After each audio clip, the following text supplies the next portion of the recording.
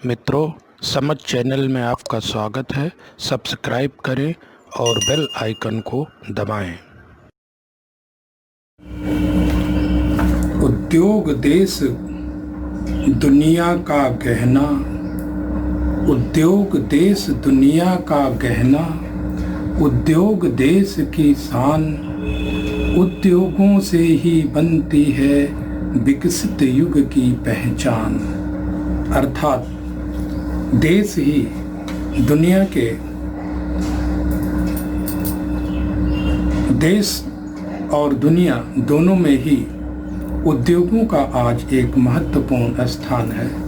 तो मित्रों, इस अपनी उद्योग की इंडस्ट्रियल जो मैन्युफैक्चरिंग की अभी हम बात कर रहे थे अपने पहले वाले पार्ट 1 में, प्रथम भाग में। अब इसका दूसरा भाग हम शुरू करने चल रहे हैं। आपका पुनः स्वागत है और आइए हम शुरू करते हैं चीनी उद्योग से, अर्थात शुगर उद्योग। और इसमें हम बचे हुए जो हमारा जो हिस्सा है, इसमें हम चर्चा करते हैं चीनी उद्योग। फिर चीनी उद्योग के कौन कौन से हमारे लोकेशन जो इसकी है, अर्थात केंद्रीकरण के कौन कौन से कारक हैं। फिर हम इसी क्रम में देखेंगे कि पेट्रो रसायन क्या है, पेट्रो रसायन उद्योग, पेट्रोकेमिकल इंडस्ट्री। फिर ज्ञान आधारित उद्योग कौन कौन से, नॉलेज बेस्ड इंडस्ट्रीज।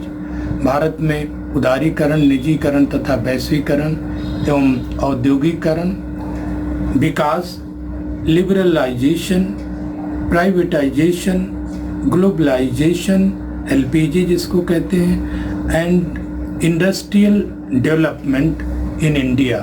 इनकी हम इसमें विस्तृत चर्चा करने वाले हैं।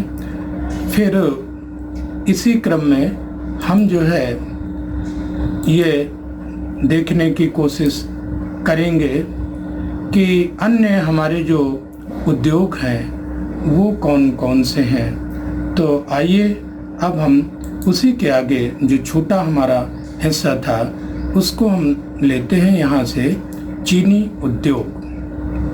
तो हमारे यहाँ जो चीनी उद्योग है मित्रों, तो ये चीनी उद्योग देश का दूसरा सबसे अधिक महत्वपूर्ण एक कृषि आधारित उद्योग है, अर्थात ये कृषि पर आधारित है।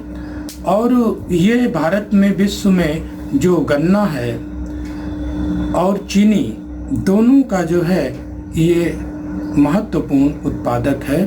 और विश्व के कुल चीनी के उत्पादन का लगभग ये 8% यहाँ पर उत्पादन होता है। इसके अतिरिक्त गन्ने से खांड, सारी और गुड़ भी तैयार किए जाते हैं। ये उद्योग 4 लाख से अधिक लोगों को प्रत्यक्ष रूप से बड़ी संख्या में किसानों को रोजगार प्रदान करने वाला है। और ये जो आधुनिक आधार पर उद्योगों का विकास जो हमारे यहाँ पर हुआ वो 1903 में प्रारंभ हुआ था, जब बिहार में चीनी मिल की स्थापना की गई थी। इसके बाद फिर बिहार, उत्तर प्रदेश के दूसरे भागों में चीनी मिलें जो है वो खोली गई। 1950 और 51 में 139 कारखाने प्रचलन में थे। 2010 में और 11 में चीनी मिलों की संख्या जो बढ़ करके 662 हो गई। अब हम देखते हैं कि उद्योग की जो है वो अवस्थिति ये क्या है। ये एक गन्ना को ले जाने में इसमें लागत आती है, थोड़ा गन्ना भारी होता है। तो चीनी और गन्ने का जो अनुपात 9% से 12% तक के बीच में होता है, जो इसकी गुणवत्ता पर निर्भर करता है, अर्थात किस क्वालिटी का ये गन्ना है। खेतों में काट कर एकत्रित करने से ले करके इसमें इस अवधि में इसमें जो सुक्रोज की मात्रा है, अर्थात जो मिठाई जो होती है वो सूखती रहती है। और गन्ने के खेत से कटने के 24 घंटे के अंदर अगर पेरा जाता है तो उसमें निश्चित है इसका रस जो है वो ज़्यादा मात्रा में प्राप्त होगा और उसमें चीनी का जो प्रतिशत है वो ज़्यादा होगा। अगर उसी को देर में आप पहुंचाएंगे वहाँ पर के पेराई के केंद्रों में या मिलों में, तो उसका जो सूख जाता है गन्ना, तो ये बड़ी समस्या जो है ये बनी रहती है। तो इस प्रदेश के अधिकांश जो गन्ना उत्पादक क्षेत्रों के निकट ही जो है वो स्थित हैं।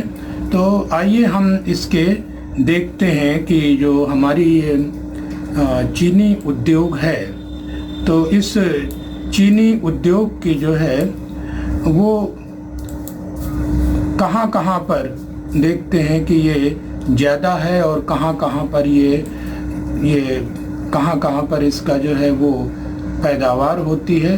तो इस पर हम नज़र डालेंगे। आते हैं और महाराष्ट्र को पहले लेते हैं। तो महाराष्ट्र देश में अग्रणी चीनी उत्पादक राज्यों के रूप में ये विकसित हुआ है और इस देश में कुल चीनी उत्पादक के 1/3 से अधिक भाग पर ये इसका उत्पादन होता है। और राज्यों में जो इस राज्य में 119 चीनी मिलें हैं जो एक चौकोर पट्टी के रूप में उत्तर में मनमाड़ से लेकर के दक्षिण में कोल्हापुर तक विस्तृत है। इनमें से 87 मिलें सहकारी सेक्टर में हैं। चीनी उत्पादन में उत्तर प्रदेश का द्वितीय स्थान है। अब आते हैं कि उत्तर प्रदेश की स्थिति क्या देख लेते हैं। चीनी उद्योग की 2 पेटियां हैं, गंगा यमुना दोआब और तराई प्रदेश में है। गंगा यमुना दोआब में सहारनपुर हो गया, मुजफ्फरपुर हो गया, मेरठ हो गया, गाजियाबाद हो गया, फिर बागपत हो गया, बुलंदशहर हो गया, ये सब चीनी उत्पादक जिले हैं। जबकि तराई के जो प्रदेश के मुख्य चीनी उत्पादक जिले हैं, लखीमपुर खीरी है, बस्ती, गोंडा, गोरखपुर और बहराइच है। फिर इसके बाद आते हैं तमिलनाडु में। चीनी मिलों में कोयम्बटूर, वेल्लोर, तिरुवन्नमलाई, विल्लुपुरम और तिरुचिरापल्ली जिलों में स्थित है। कर्नाटक में बेलगांव, बेल्लारी, मांड्या, शिमोगा और विजयपुर और चित्रदुर्ग मुख्य चीनी उत्पादक जिले हैं। यहाँ चीनी उद्योग आंध्र प्रदेश के तटीय जिलों में पूर्वी गोदावरी, पश्चिमी गोदावरी और ये विशाखापत्तनम और तेलंगाना के निजामाबाद जिले में, मेडक जिले में वितरित है। फिर आता है कि बिहार, पंजाब, हरियाणा और मध्य प्रदेश तो और गुजरात अन्य चीनी उत्पादक राज्य हैं। बिहार में जो है वो सारण है, चंपारण है, मुजफ्फरपुर है, सीवान, दरभंगा और गया है। तो इनको अभी हम मानचित्र में भी देखेंगे। मुख्य गन्ना उत्पादक जिले हैं। पंजाब में सापेक्षिक महत्व इनका जो है वो कम हो गया है क्योंकि यहाँ पर जो पैदावार है वो ज़्यादा नहीं होती है। गुरदासपुर, जालंधर, संगरूर, पटियाला और आपका अमृतसर और अभी प्रमुख चीनी उत्पादक हैं ये।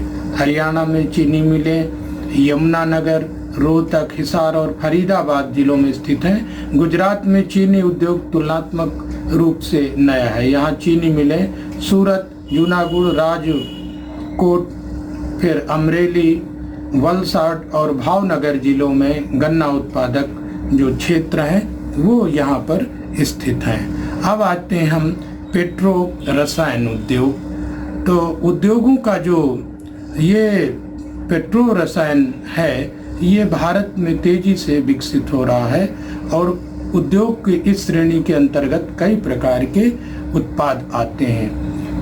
1960 में जैव रसायनों की जो है वो मांग जो है वो तेजी से बढ़ी तो इसका पूरा करना कठिन हो गया और इस समय पेट्रोल के परिशोधन उद्योग की जो है वो विस्तार हुआ है और आप परिष्कृत पेट्रोल से जो है पेट्रोलियम से ये चीज़ें जो है वो वस्तुएं तैयार की जाने लगी। अर्थात जो अशोधित जो पेट्रोलियम अपरिष्कृत है उससे बनाई जाने लगी हैं जो अनेक नए उद्योगों के लिए कच्चा माल उपलब्ध कराते हैं। इन्हें सामूहिक रूप से पेट्रो रसायन उद्योग के नाम से जाना जाता है। अर्थात पेट्रोलियम पर जो आधारित, पेट्रोलियम क्या है? खनिज तेल। तो खनिज तेल पर जो आधारित उद्योग हैं उनको पेट्रो रासायनिक उद्योग कहा जाता है। तो इसमें 4 वर्गों में बांटा जाता है। पहला तो है ये पॉलीमर्स, और दूसरे जो इससे बनाए जाते हैं वो कृत्रिम रेशे हैं, फिर इलास्टोमर्स, फिर चौथा है पृष्ठ संक्रियन अर्थात सरफेसेंट इंटरमीडिएट। तो ये 4 तरह के जो है इसके उपवर्गों में इसके बांटा गया है इस उद्योग को। मुंबई शैल रसायन उद्योग का जो है ये केंद्र है। पटाखों के उद्योग औरैया उत्तर प्रदेश, जामनगर, गांधीनगर और हजीरा गुजरात में जो कि है, नागोथाने रत्नगिरी महाराष्ट्र, हल्दिया पश्चिम बंगाल और विशाखापत्तनम आंध्र प्रदेश में भी ये स्थित हैं। रासायनिक और पेट्रो रासायनिक विभाग के प्रशासनिक नियंत्रण में पेट्रो रसायन सेक्टर के अंतर्गत 3 संस्थाएं कार्य कर रही हैं। पहली है भारतीय पेट्रो रासायनिक कॉरपोरेशन लिमिटेड IPCL अर्थात इंडियन पेट्रो केमिकल लिमिटेड, और सार्वजनिक सेक्टर में ये है। और ये विभिन्न प्रकार के पेट्रो रसायन जैसे पॉलीमर, रेशे और रेशों से बने हुए तमाम संक्रियक इंटरमीडिएट का निर्माण और वितरण करता है। दूसरा है पेट्रोफिल्स कोऑपरेटिव लिमिटेड, जो भारत सरकार एवं बुनकरों का ये सहकारी मिला जुला जो है वो उपक्रम है, प्रयास है। ये पॉलिस्टर तंतु, पॉलिस्टर से बने हुए धागे, सूत और नायलॉन चिप्स का उत्पादन गुजरात जो है स्थित बड़ोदरा एवं नलधारी संयंत्रों में जो प्लांट हैं उनमें ये काम करता है। तीसरा है central institute of plastic engineering and technology है, जो कि पेट्रोकेमिकल उद्योग में प्रशिक्षण जो है ये प्रदान करता है। तो इस तरह से हम ये देखते हैं कि सार्वजनिक सेक्टर में 1961 में जो स्थापित national organic chemicals industry limited naphtha पर आधारित मुंबई का पहला रासायनिक उद्योग था। तो इसके बाद अन्य कई कंपनियां जो है वो बन गई। मुंबई, बरौनी, मेट्रूर, पिपरी और रिसारा में स्थित संयंत्र प्लास्टिक की वस्तुओं के मुख्य उत्पादक हैं। लगभग 75% इकाइयां लघु पैमाने के सेक्टर में हैं और ये उद्योग पुनः चक्रित अर्थात पुनः रिसाइकिल किया जाता है। जो चीज़ें पुरानी हो जाती हैं उनको जो है फिर से मशीनों में डाल करके बनाया जाता है, तो उसको रिसाइकिलिंग कहते हैं। तो रिसाइकिल प्लास्टिक का भी प्रयोग होता है जो पूरे उत्पादन का लगभग 30% है। फिर है कि जो संश्लिष्ट तंतु है अर्थात सिंथेटिक जो फाइबर है, धागा है, वो अपनी मजबूती, टिकाऊपन, धोने में न सिकुड़ने इत्यादि के गुण के कारण ये जो है इसका प्रयोग कपड़ा बनाने के लिए किया जाता है।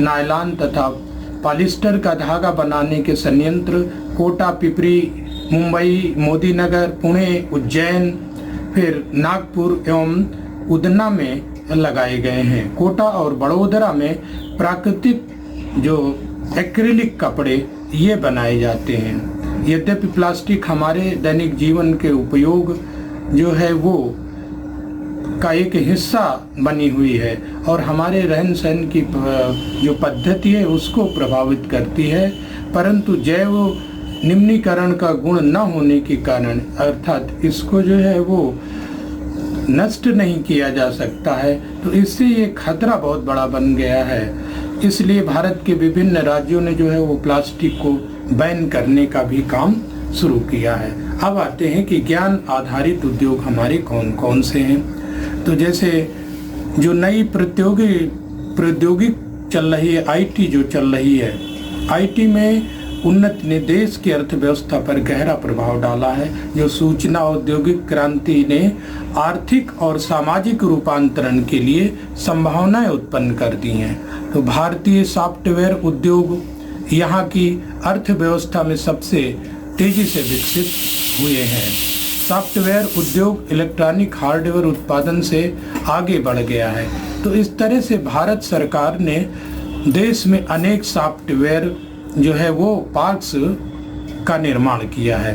तो भारत के सॉफ्टवेयर उद्योग को उत्तम उत्पादक उपलब्ध कराने के लिए असाधारण प्रतिष्ठा प्राप्त हो चुकी है और संसार में बड़ी बड़ी जो कंपनियां हैं वो इसकी जो मांग है, डिमांड है, यहाँ के लोगों की करती हैं। और सॉफ्टवेयर का जो केंद्र है वो अनुसंधान केंद्र, ये भारत में कई जगह बहुराष्ट्रीय कंपनियों के ये स्थापित किए गए हैं। इस प्रकार से ये प्रमुख रोजगार अवसर के सृजन पर जो है इसका प्रभाव पड़ा है और प्रतिवर्ष लगभग ये दुगना होता चला जा रहा है, दुगना हो गया है। भारत में जो उदारीकरण, निजीकरण तथा वैश्वीकरण एवं औद्योगिक विकास है, तो नई जो औद्योगिक नीति की जो हमारी घोषणा है 1991 में ये की गई और इस नीति के जो प्रमुख उद्देश्य थे ये कि अब तक प्राप्त किए गए लाभ को बढ़ाना, इसमें विकृति अथवा कमियों को दूर करना, उत्पादकता और लाभकारी रोजगार में स्वपोषित वृद्धि को बनाए रखना और अंतर्राष्ट्रीय प्रतियोगिता प्राप्त करना। और इस नीति के अंतर्गत जो है किए गए उपाय क्या किए गए, हम लोगों ने क्या क्या उपाय किए हैं। औद्योगिक लाइसेंस की व्यवस्था का समापन किया गया है, विदेशी तकनीक का निःशुल्क प्रवेश, विदेशी निवेश की नीति अर्थात दूसरे देश जो यहाँ पे इन्वेस्ट कर सकते हैं, पूंजी बाजार में भी जो है वो अधिगम्यता अर्थात पहुँच हो गई है, खुला व्यापार, फिर प्रावस्थ्यबद्ध निर्माण कार्यक्रम का उन्मूलन, प्रौद्योगिक अवस्थिति कार्यक्रम का उदारीकरण नीति और 3 मुख्य लक्ष्य हैं, उदारीकरण, निजीकरण और वैश्वीकरण। अर्थात उदारीकरण, इस उद्योग को जो है सरकार ने उदार बनाया हुआ है, निजीकरण भी इसका किया गया, प्राइवेट सेक्टर के लोग भी इसमें आ सकते हैं, और वैश्वीकरण अर्थात पूरे एक ग्लोब के, पूरे विश्व के लोग जो है वो इस पर जो है वो अपनी भागीदारी कर सकते हैं, इसमें लग सकते हैं, एक दूसरे से जो है वो इंटरेक्शन किया जा सकता है। तो औद्योगिक लाइसेंस व्यवस्था को जो है वो सुरक्षा, सामरिक अथवा पर्यावरणीय सरोकार से संबंधित केवल 6 उद्योगों को छोड़ करके से सभी उद्योगों के लिए समाप्त कर दी गई है। और 1956 से सार्वजनिक सेक्टर के लिए सुरक्षित उद्योगों की संख्या 17 से घटा करके 4 रह गई है। परमाणु शक्ति में से संबंधित उद्योग परमाणु शक्ति विभाग की जो सूची है, तो उस सूची में अगर हम देखें तो विनिर्दिष्ट पदार्थ तथा रेलवे सार्वजनिक सेक्टर के अंतर्गत बन रहे। सरकार ने सार्वजनिक उद्यमों के शेयरों में कुछ भाग वित्तीय संस्थाओं, सामान्य जनता और कामगारों को देने का निश्चय किया है। संपत्ति देहली थ्रेशोल्ड की सीमा समाप्त कर दी गई है। बिना लाइसेंस सेक्टर में पूंजी लगाने के लिए किसी भी उद्योग की पूर्व सहमति लेने की आवश्यकता अब नहीं रह गई है। तो इस तरह से नई औद्योगिक जो नीति में आर्थिक विकास का ऊंचा स्तर प्राप्त करने के लिए सीधा जो है विदेशी का जो निवेश है, अर्थात सीधा जो फॉरेन डायरेक्ट इन्वेस्टमेंट है जिसको FDI कहते हैं, विदेश के लोग जो है अपना पैसा यहाँ पे लगा सकते हैं, और घरेलू निवेश के पूरक के रूप में देखा गया। FDI जो है ये घरेलू निवेश तथा उपभोक्ता को जिस तकनीकी उन्नयन, वैश्विक तथा कुशलता और व्यवहारिकता का अभिगमन, प्राकृतिक और मानवीय संसाधनों को सर्वोत्तम उपयोग आदि के प्रावधान द्वारा लाभ प्राप्त कराता है। तो इन सभी बातों का ध्यान में रखते हुए विदेशी विनिवेश का उदारीकरण हो गया है। सरकार ने जो है औद्योगिक स्थिति संबंधी नीतियों में भी परिवर्तन की घोषणा की है। तो औद्योगिक नीति में उदारता घरेलू और बहुराष्ट्रीय दोनों व्यक्तिगत पूंजी निवेशों को आकर्षित करने के लिए दिखाई गई है। और नए सेक्टर में जैसे खनन है, दूरसंचार है, राजमार्ग अर्थात सड़कें हैं, तो इनके निर्माण की व्यवस्था को जो व्यक्तिगत कंपनी अर्थात प्राइवेट के लिए भी ये इनको छूट दी गई, इसमें भाग लेने के लिए इसको खोल दिया गया है। इन सभी छूटों के बाद भी विदेशी प्रत्यक्ष निवेश फॉरेन डायरेक्ट इन्वेस्ट आशा के अनुकूल नहीं था और स्वदेशी स्वीकृत और वास्तविक विदेशी विपक्ष निवेश FDI में बहुत अंतर था। तो फिर ये जो वैश्वीकरण का हम समझते हैं कि क्या तात्पर्य है, ये भी यहाँ पर समझ लेना ठीक होगा। वैश्वीकरण का अर्थ है कि देश की जो अर्थव्यवस्था है उसको संसार के अर्थव्यवस्था के साथ जो है वो जुड़ाव रखना है। इस प्रक्रिया के अंतर्गत सामान और पूंजी सहित जो सेवाएं हैं, श्रम और संसाधन एक देश से दूसरे देश को जो स्वतंत्रता पूर्वक जो है पहुंचाया जा सकता है। और इसमें आप देखिए कि कुल घरेलू सॉफ्टवेयर टेक्नोलॉजी के जो पार्क हैं हमारे देश में, इंडिया में कहाँ कहाँ पर हैं। देखिए जैसे उत्तर प्रदेश में लखनऊ है, कानपुर है, राजस्थान में जयपुर है, फिर यूपी में नोएडा है, दिल्ली है, फिर देहरादून, शिमला, मोहाली, इसके अलावा कोलकाता, भुवनेश्वर, हैदराबाद, मंगलुरु प्रमुख हैं, मैसूर, फिर आ जाइए महाराष्ट्र में नई मुंबई, पुणे, इंदौर, गांधीनगर। ये सॉफ्टवेयर इंडस्ट्री के जो है ये महत्वपूर्ण जो पार्क बनाए गए हैं, जिनमें से जो है यहाँ सॉफ्टवेयर के से में जो लगी हुई जनसंख्या है वो अपना उससे मुद्रा जो है वो अर्जन का काम करती है। तो इस तरह से ये बाह्य जो प्रतिस्पर्धा इसमें भी है, अर्थात बाहरी जो कंपटीशन है, तो बाजार प्रक्रिया के व्यापक उपयोग और विदेशी जो निवेश हैं उनकी तकनीकी पूर्तिकारों के साथ प्रभावी संबंध को सुसाध्य बनाकर वैश्वीकरण को आगे बढ़ाया गया है। भारतीय संदर्भ में इसका मतलब है कि भारत में आर्थिक प्रक्रियाओं के विभिन्न क्षेत्रों में विदेशी कंपनियों का पूंजी निवेश की सुविधा उपलब्ध करा करके विदेशी प्रत्यक्ष निवेश के लिए अर्थव्यवस्था को खोलना है। भारत में बहुराष्ट्रीय कंपनियों के प्रवेश पर लगे प्रतिबंध और बाधाओं को खत्म करना है और इसी तरह से भारत कंपनियों को देश में विदेशी कंपनियों के सहयोग से उद्योग खोलने की जो है अनुमति प्रदान करता है।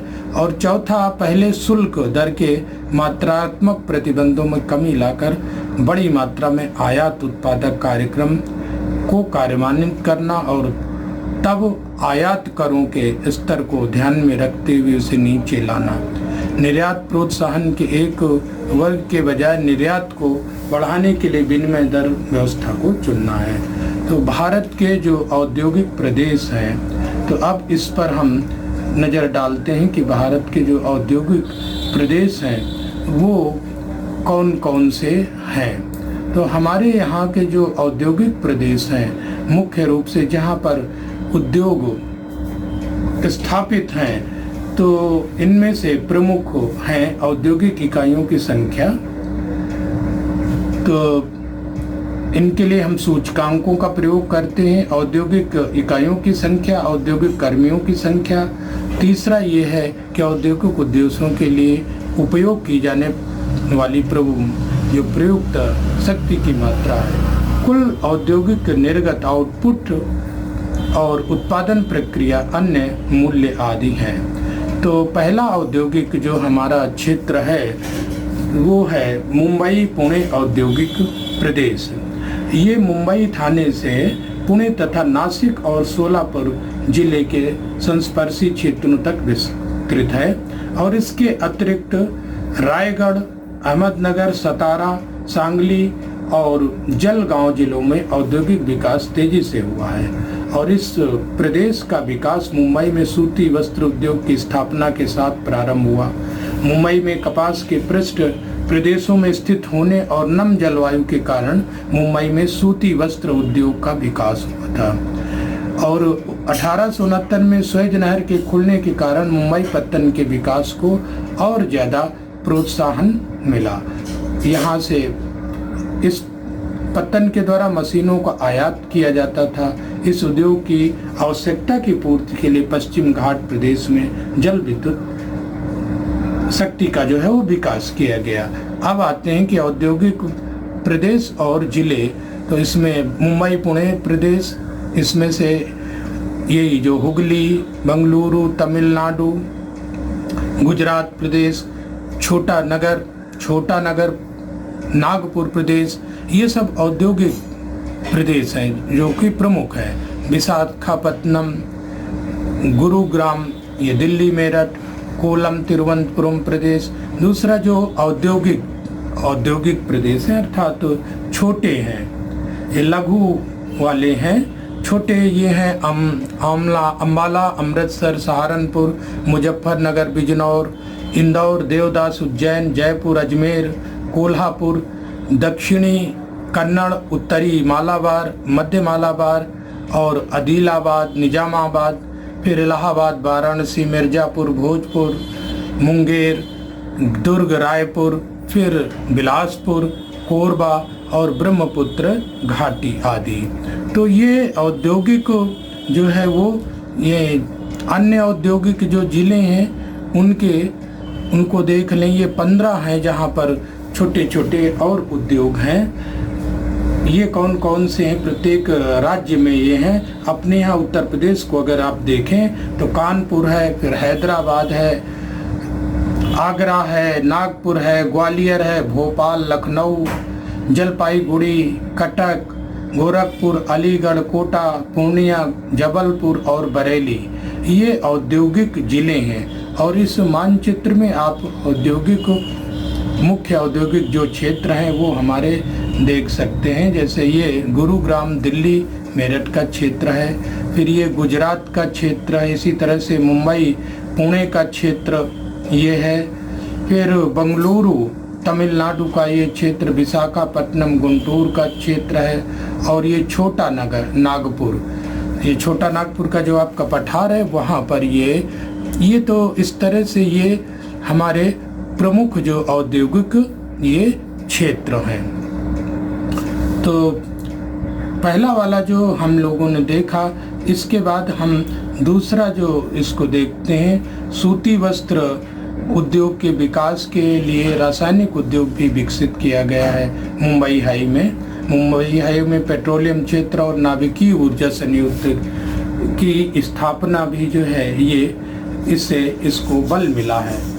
इसके अतिरिक्त अभियांत्रिकी जैसे पेट्रोलियम है, परिशोधन है, पेट्रो रासायनिक, चमड़ा, संश्लिष्ट और प्लास्टिक वस्तुएं, दवाएं, उर्वरक, विद्युत वस्तुएं, जलयान निर्माण, इलेक्ट्रॉनिक्स, सॉफ्टवेयर, परिवहन उपकरण और खास उद्योगों का भी विकास जो है वो हुआ है। तो ये इस क्षेत्र में मुंबई, कोलाबा, कल्याण, ठाणे, ट्रामे, पुणे, पिपरी, नासिक, मालवाड़, सोलापुर, कोल्हापुर, अहमदनगर, सतारा और सांगली महत्वपूर्ण औद्योगिक केंद्र है। दूसरा वाला जो महत्वपूर्ण हमारा क्षेत्र है वो है हुगली औद्योगिक प्रदेश।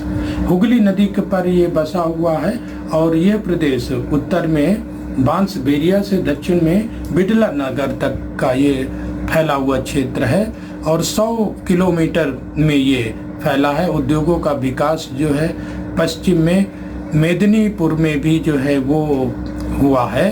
कोलकाता, हावड़ा इस औद्योगिक प्रदेश का ये केंद्र है। इसके विकास में ऐतिहासिक, भौगोलिक, आर्थिक और राजनीतिक कारकों ने अत्यधिक अपना योगदान दिया है। इसका विकास हुगली नदी के पत्तन के बनने के बाद से प्रारंभ हुआ। देश में जो प्रमुख केंद्र है वो कलकत्ता यहाँ का प्रमुख केंद्र है। इसके बाद कोलकाता के भीतरी भागों में रेल मार्ग और जल मार्ग, रेल मार्ग, सड़क मार्गों द्वारा इसको जोड़ दिया गया है। असम और पश्चिम बंगाल को उत्तरी पहाड़ियों में चाय बागानों में के विकास, उसमें पहले नील का परिष्क्रमण और बाद में जूट संसाधनों ने दामोदर घाटी के कोयला क्षेत्रों और छोटा नगर नागपुर पठार के लौह अयस्क के निक्षेप के साथ मिलकर इस प्रदेश के औद्योगिक विकास में सहयोग प्रदान किया है। तो इस तरह से हम ये देखते हैं कि उड़ीसा में भी इसी तरह से सस्ता श्रम जो है वो मिल जाता है, इस प्रदेश के विकास में अपना योगदान दिया है। कोलकाता ने, और ये जो कोलकाता था तो ये अंग्रेजी ब्रिटिश भारत की राजधानी पहले था। 1973 से 1911 के बीच यहाँ पर ब्रिटिश पूंजी भी जो है वो काफ़ी लगी हुई थी और 1855 में रिसरा में पहली जूट मिल की स्थापना जो है वो हुई थी और इस प्रदेश के आधुनिक औद्योगिक समूहन के युग का प्रारंभ हुआ। तो यहाँ पर जूट उद्योग का मुख्य केंद्रीकरण जो है हावड़ा और भटपारा में है। 1947 में देश का जो विभाजन हुआ तो उससे जो जूट के जो कारखाने हमारे थे और उत्पादन का जो क्षेत्र था ये कुछ जो है ये आपका पश्चिम बंगाल या बांग्लादेश में जो है वो चला गया। तो इस तरह से फिर कागज, इंजीनियरिंग, टेक्सटाइल, मशीन, विद्युत, रासायनिक, औषधि, उर्वरक और पेट्रो रसायन उद्योगों का भी जो है विस्तार हुआ है। फिर कोन नगर में हिंदुस्तान मोटर्स लिमिटेड का कारखाना, चितरंजन में डीजल का कारखाना इस प्रदेश के औद्योगिक जो है वो स्तंभ है। इस प्रदेश के महत्वपूर्ण औद्योगिक जो केंद्र हैं कोलकाता, हावड़ा, हल्दिया और श्रीरामपुर, रिसरा, शिवपुर, नेहाटी, गुरिहर, काफीनारा, श्यामनगर और टीटागढ़, फिर सौदेपुर, बजबज, बिटला नगर, तो बेलूर आदि हैं। फिर भी इस जो प्रदेश है अर्थात हुगली औद्योगिक प्रदेश, इसमें दूसरे प्रदेशों की तुलना में जो है वो कमी है। जूट उद्योग जो है यहाँ की अवनति का जो है वो प्रमुख जो है कारण की वजह से ऐसा हुआ है।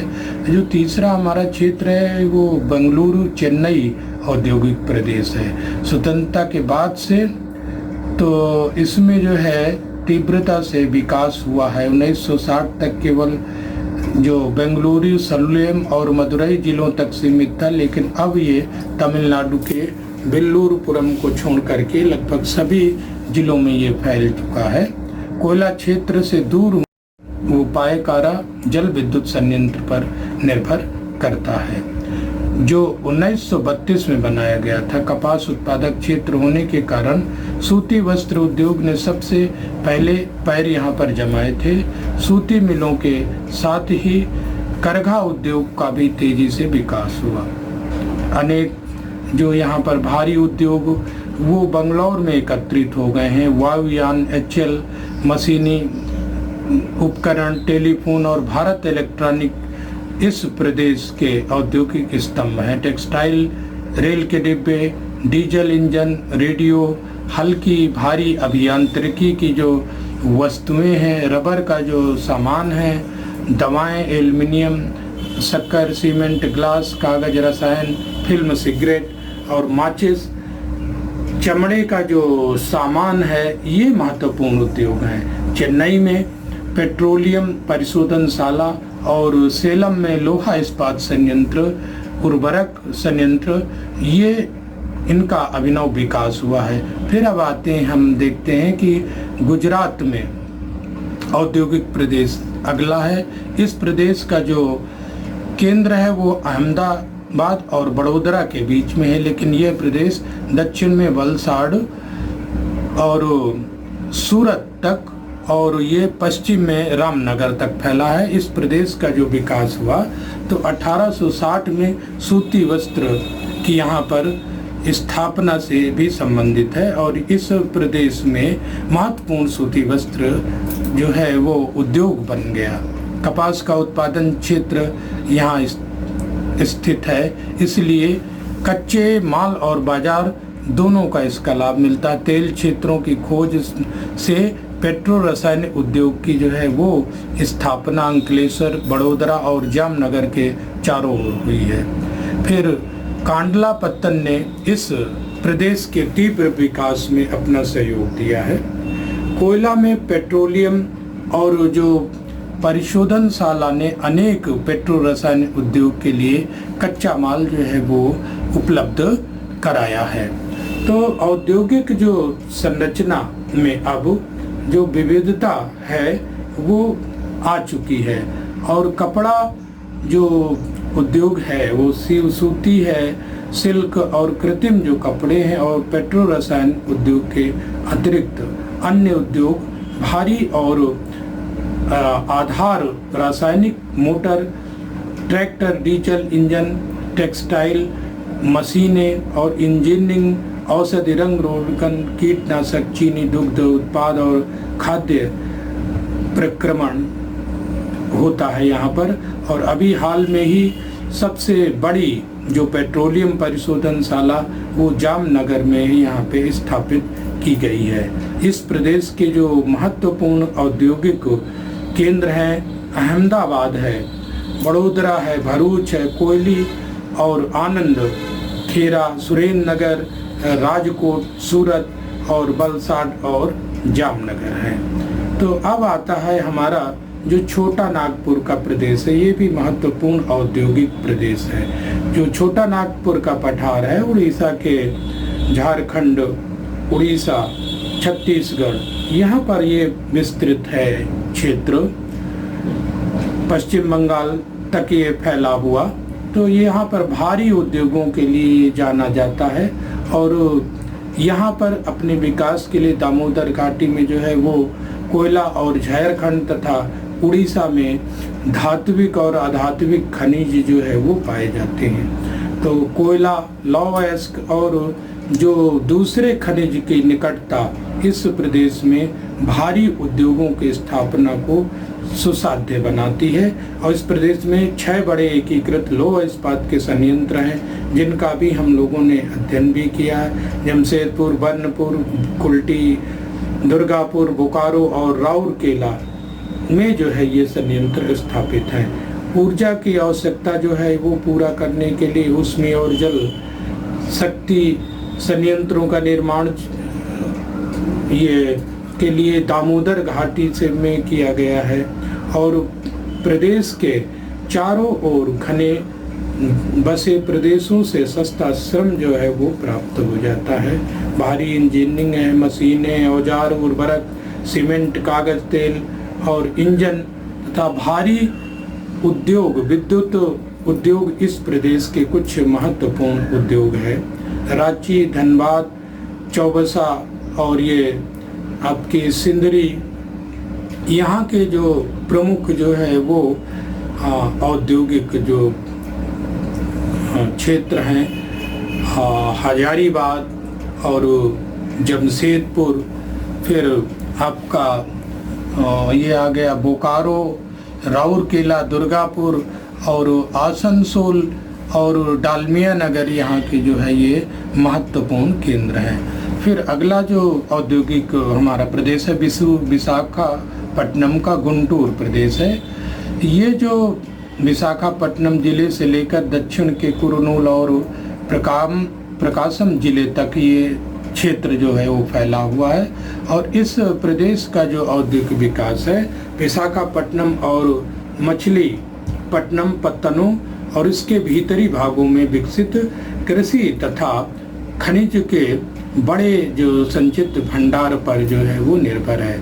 गोदावरी बेसिन के जो कोयला क्षेत्र हैं यहाँ से इसको ऊर्जा मिल जाती है। फिर जलयान निर्माण के उद्योगों का जो प्रारंभ है 1941 में विशाखापट्टनम में हुआ था और आयातित पेट्रोल पर आधारित पेट्रोलियम परिशोधनशाला ने जो कई पेट्रो रासायनिक उद्योग की वृद्धि को सुगम बनाया है। शक्कर है, वस्त्र, जूट, कागज, उर्वरक, सीमेंट, एल्युमिनियम और हल्की इंजीनियरिंग इस प्रदेश के प्रमुख उद्योग हैं। गुंटूर जिले में एक सीसा जिंक को पिघलाने का कार्य भी जो है वो कारखाना एक चल रहा है और विशाखापट्टनम में लोहा और इस्पात संयंत्र बेलाडिला और लौह अयस्क का प्रयोग करता है। विशाखापट्टनम, विजयवाड़ा, विजयनगर, राजमुंदरी, गुंटूर, एलूर और कुर्नूलू महत्वपूर्ण औद्योगिक केंद्र हैं। फिर आते हैं गुरुग्राम, दिल्ली, मेरठ प्रदेश।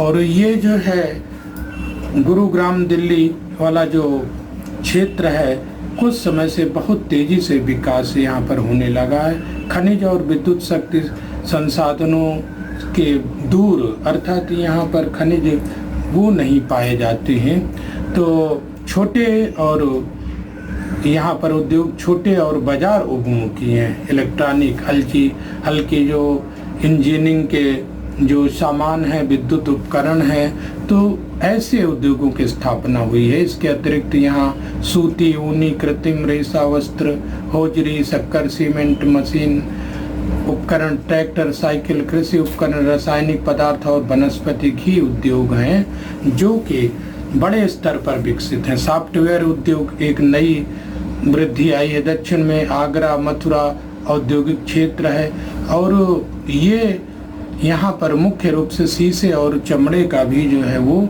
सामान बनता है। मथुरा तेल परिशोधन जो शाला है वो यहाँ पर है। पेट्रो रासायनिक पदार्थों का संकुल है। प्रमुख औद्योगिक केंद्रों में जो गुरुग्राम है, दिल्ली है, मेरठ है, मोदी नगर और फिर गाजियाबाद, अम्बाला, आगरा और मथुरा जो है ये प्रसिद्ध है, इनका नाम लिया जा सकता है। और इस तरह से फिर अब आते हैं कि कोलम, तिरुवनंतपुरम प्रदेश।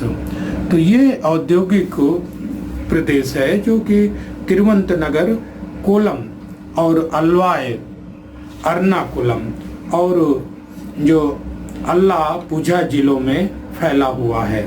बागान, कृषि और जल विद्युत इस प्रदेश को प्रौद्योगिक आधार प्रदान करते हैं। प्रदेश की खनिज पेटी से बहुत दूर स्थित होने के कारण कृषि उत्पाद जो है उसका प्रक्रमण और बाजार की जो पहुंच है वो हल्के उद्योगों को इस प्रदेश पर जो है वो अधिकता है। इनमें से सूती वस्त्र उद्योग, चीनी, रबड़, माचिस, सीसा, रासायनिक उर्वरक और मछली आधारित उद्योग बहुत महत्वपूर्ण है। खाद्य संस्करण हो गया, कागज, नारियल, रेशा उत्पादन, एल्युमिनियम और सीमेंट उद्योग भी महत्वपूर्ण है। तो कोच्चि में पेट्रोलियम परिशोधनशाला की स्थापना ने इस प्रदेश के उद्योगों को एक और नया विस्तार दिया है। कोलम, तिरुवनंतपुरम, अलुवा, कोच्चि, आला सजा और जो पुनालुरु महत्वपूर्ण औद्योगिक आपके केंद्र हैं। तो इस तरह से ये जो हमारा पाठ आज हमने विस्तृत रूप से इस पे चर्चा कर ली है और हम जो है अब इस पाठ को यहीं से समाप्त करते हैं और आप सभी लोगों का जो है वो बहुत बहुत ये धन्यवाद। इसको पढ़िए, समझिए, शेयर करिए